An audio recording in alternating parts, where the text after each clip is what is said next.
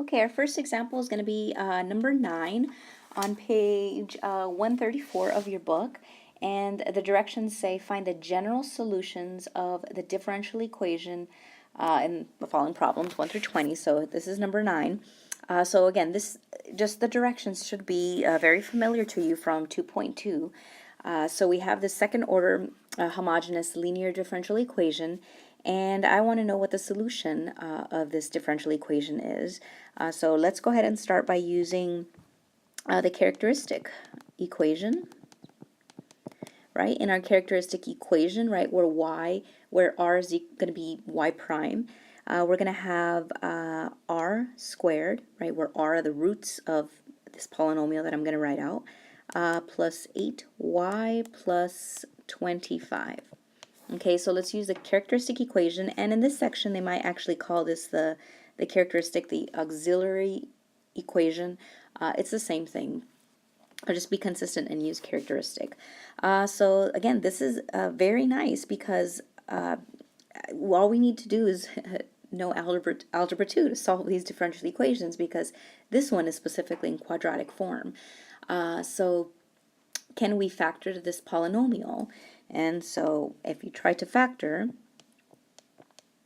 all right, r times r is r squared. Let's see, 5 times 5 is 25, but 5 plus 5 is definitely not 8. And if you keep trying to factor this polynomial, you'll notice that it's not factorable over the real numbers. So this is not factorable, right, over the real numbers. Okay, so that doesn't work. So let's go ahead and use the quadratic formula. So the quadratic formula is going to be r equals, right, and my a, b, and c. So my a is 1, my b is 8, and my c is 25. So negative b, so negative b plus or minus the square root of b squared minus 4, my a is 1, and my c is 25.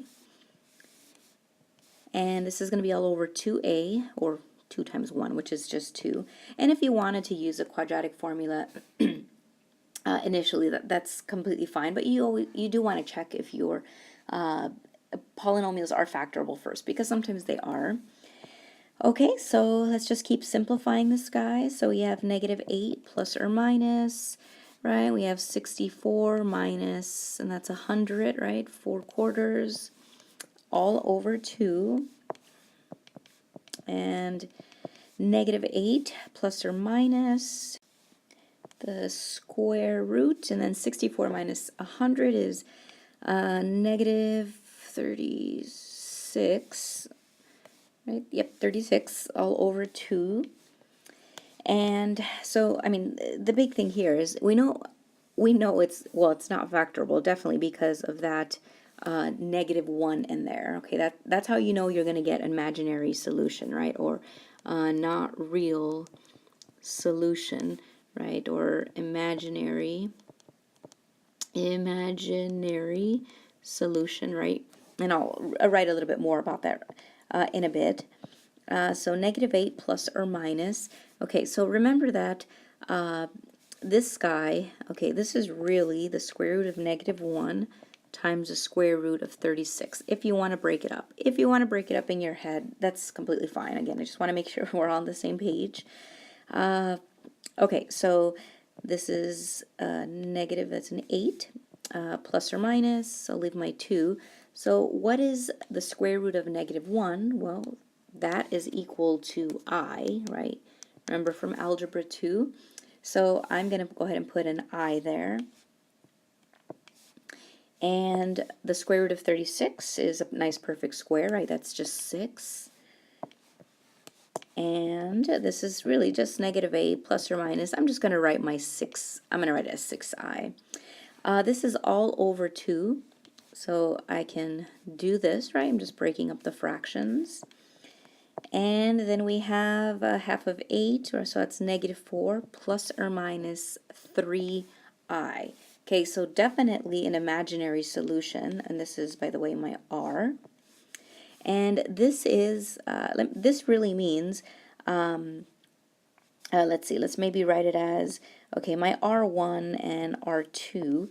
So R1, these are, well, let me go ahead and write something first. These are called complex conjugates, right? Because remember, a conjugate, so a conjugate is, so if you have A plus BI, right, the complex conjugate would be A minus BI.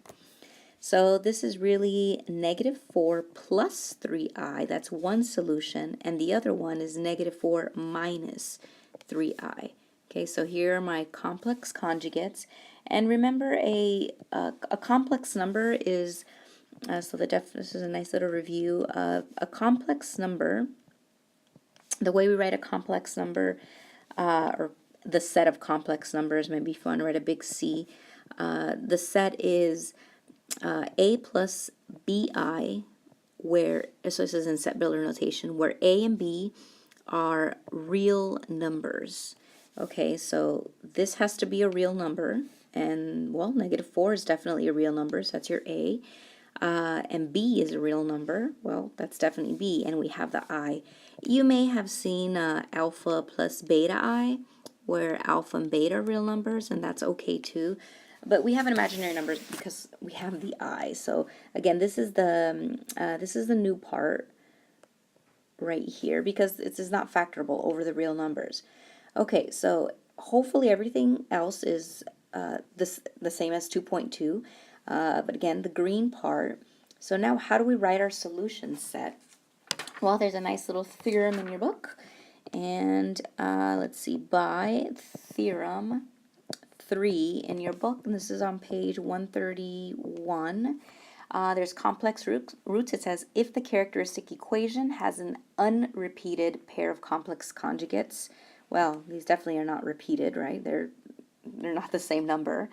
We have, okay, so you're using A and B, where B is not 0. It's important that, that this B is not 0, because if it is 0, then, well, anything times 0 is 0, and then this would be gone, and it wouldn't be complex. So our general solution has the following form. So let me just write maybe, well, we know it's going to be y of x.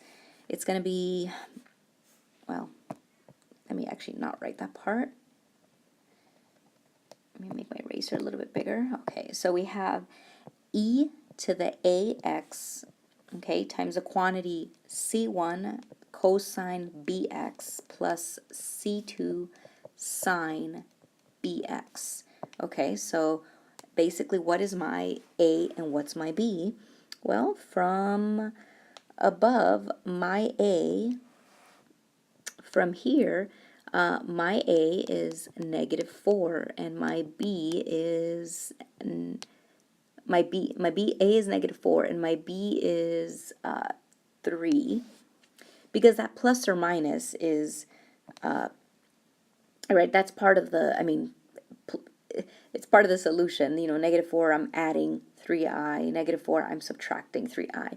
But the b is just this part. Okay, so we have. Okay, so we have e. Whoops. E to the ax. Okay, what was my a? My a was -4. So it's going to be e to the -4x times our c1 cosine, what's my b? It's 3, and then x, plus c2 sine b is 3x again. So if we, let's see, maybe I want to use just different colors here. So let's make this blue. Okay, so my b is 3. So there is my b. And my -4, I don't know, make it yellow. And so there is my -4. So this is a, right, function. It's definitely a function of x. And that is our solution to our differential equation, right? When you have complex roots, it's going to be of this form.